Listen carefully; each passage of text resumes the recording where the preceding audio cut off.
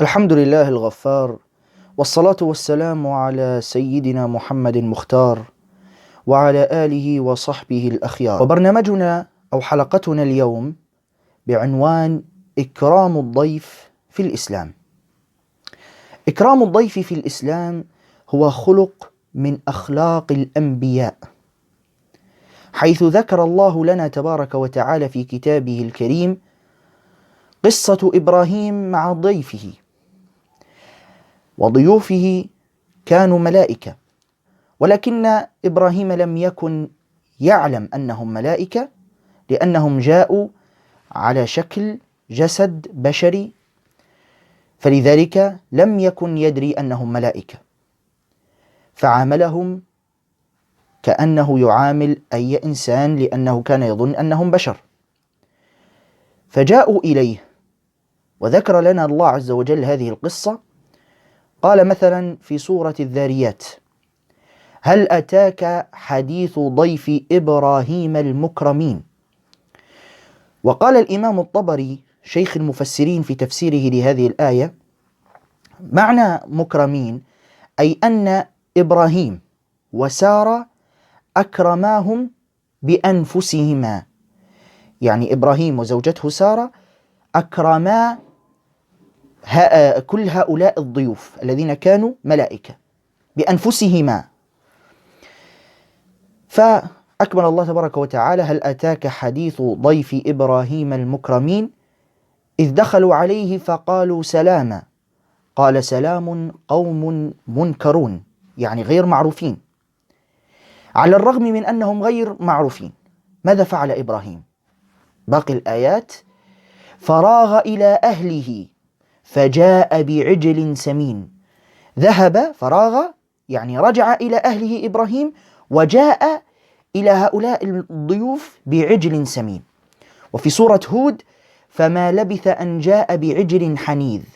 إبراهيم جاءهم بعجل حنيذ، حنيذ يعني مشوي، فجاءهم بعجل سمين مشوي إكراما لهم، على الرغم من أنه لا يعرفهم، لكنهم ضيوف.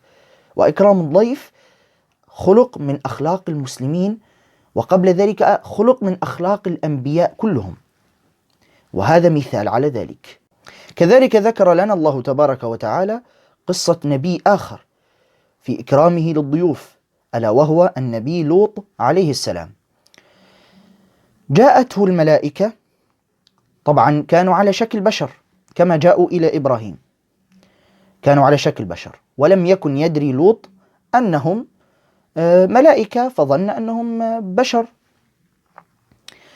فاستقبلهم لوط عليه السلام، وطبعا قومه سمعوا بهم، وجاءه قومه يهرعون إليه، جاءوا يسرعون، يريد الاعتداء على ضيوف لوط.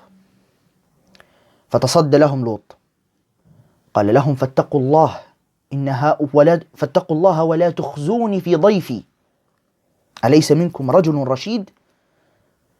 بل عرض بناته للزواج حتى يمنعهم من الاعتداء على ضيوفه، وقال: إن هؤلاء بناتي إن كنتم فاعلين، تزوجون لكن لا تعتدوا على ضيفي. فلم يستجيب القوم إلى ما قاله لوط عليه السلام، فغضب لوط غضبا شديدا وقال لهم: لو أن لي بكم قوة أو آوي إلى ركن شديد.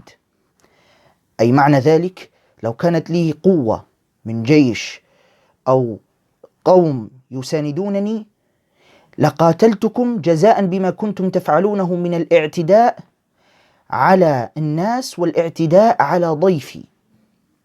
فأراد أن يتصدى لهم دفاعا عن ضيفه وجزاء بما كانوا يفعلونه من جرائم. وجاء النبي الكريم صلى الله عليه وسلم الذي قال: إنما بعثت لأتمم مكارم الأخلاق. هو جاء ليتمم صالح الأخلاق التي كان عليها الأنبياء والتي كان عليها القوم بعد الأنبياء. وقال في صحيح مسلم: من كان يؤمن بالله واليوم الآخر فليكرم ضيفه. الذي يؤمن بالله حقا وباليوم الآخر حقا فعليه أن يكرم ضيفه. والضيافة الواجبة في الإسلام 3 أيام: كما قال صلى الله عليه وسلم: والضيافة 3 أيام، فما كان وراء ذلك فهو صدقة عليه، كما روى ذلك البخاري ومسلم. أي أن الواجب إذا نزل عندك ضيف أن تكرمه 3 أيام، فما زاد عن ال3 فهو أمر صدقة مستحب، إن فعلته فهو أمر طيب ومستحب ولك الأجر إن شاء الله. وينبغي أيضا على الضيف أن لا يثقل على من ضيفه حتى لا يوقعه في الحرج. وهكذا نكون وصلنا إلى ختام الحلقة. أترككم في رعاية الله، وإلى لقاء جديد بإذن الله تبارك وتعالى، والسلام عليكم ورحمة الله وبركاته.